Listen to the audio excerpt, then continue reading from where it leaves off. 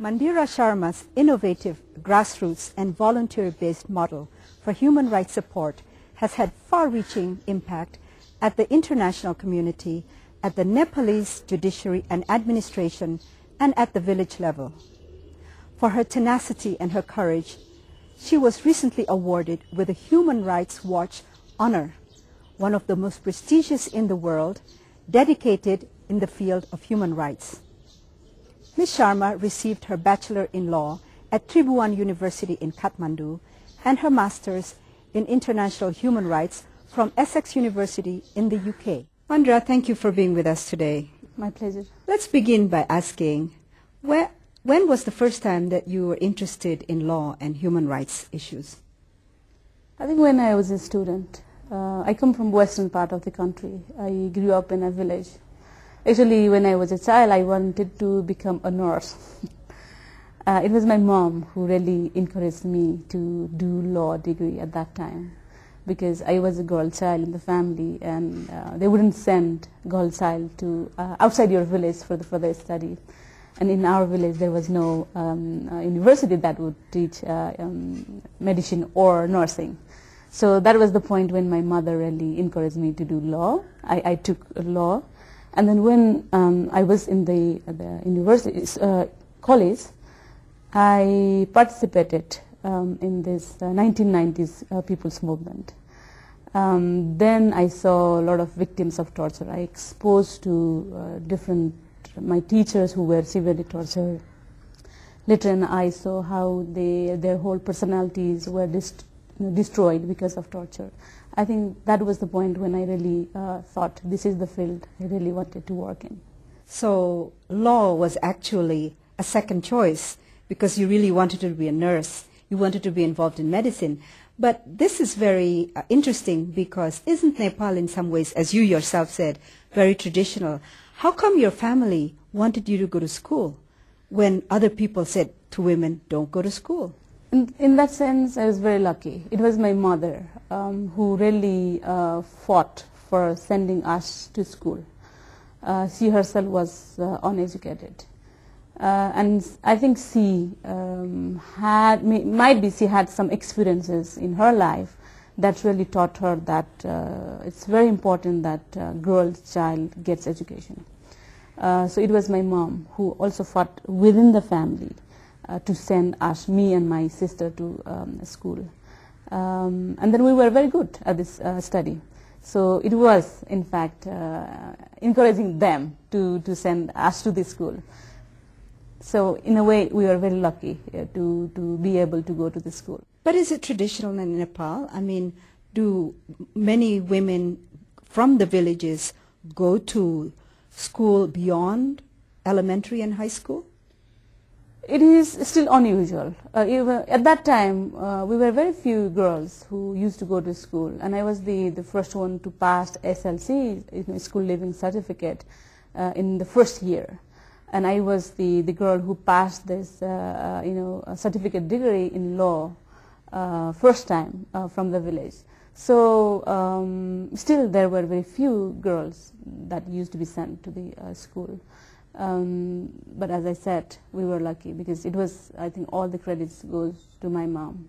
She was the one who really fought for sending us to school. You don't have brothers? I do have brothers, but sending brothers to school is not a problem. They would automatically go to the school, and family encouraged them to go to school. And I remember my brother went to Kathmandu. He came to Kathmandu for further study, but I was not, because I wanted to do medicine, but I was not allowed to come. That was the discrimination? That was discrimination. I saw very clear discrimination in the family, despite the fact that my family, my parents, especially my mother, was very proactive, and she always fought for women's rights. I think that if she was educated, she would be very, good leader. But she really fought for us to send us to school. But there was discrimination. It was very evident. You could really very clearly say.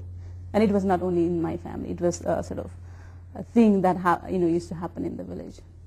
And what do you think the situation is today with women? Are they still discriminated? They are, but things have changed a bit. I can see the differences in my own family. I can see my niece going to nursing school now. She didn't have any problem. She left the village, she left the family, and now she's doing her nursing degree on her own. I see the big changes, but still there is discrimination. You really have to fight a lot.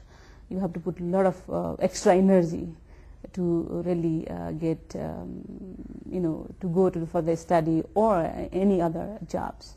Now, I understand that your first interest in helping with human rights victims actually started with women in prison and with their children who were born in prison or who were abandoned because their mothers had to go to prison. Can you tell us about that? Yes, that was the first time when I was really exposed how women were discriminated and to what extent the problem existed.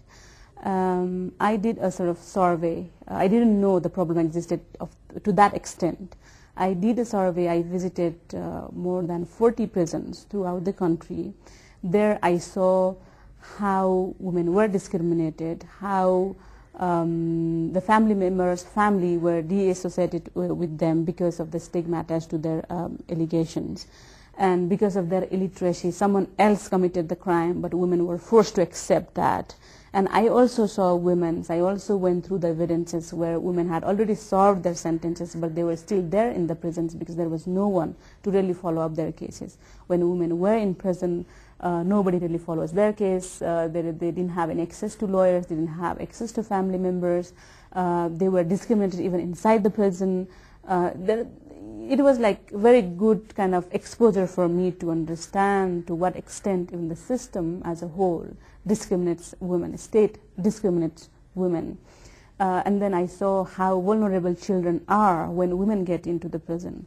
These women were keeping their children inside the prison with them, because when they get into prison, families really don't want to accept them. So they also don't want their children to be in the family. So women were forced to keep their children inside the prison. And you can imagine the situation inside the prison for children.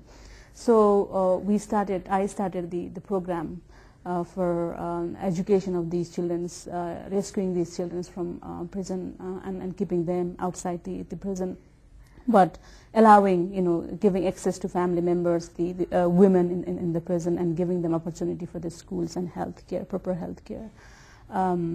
So that was the very, first time I really realized to what extent the system, the state discriminates against women.